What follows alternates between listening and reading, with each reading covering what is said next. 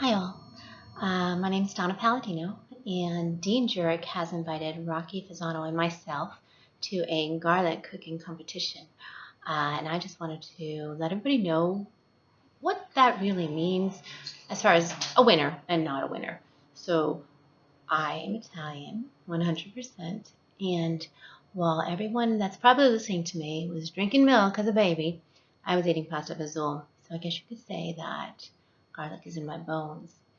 Dean, Michigan, Amish, I know that he has a lot of garlic around him. Rocky, he might be a competitor, but there's one big difference. I cook with love.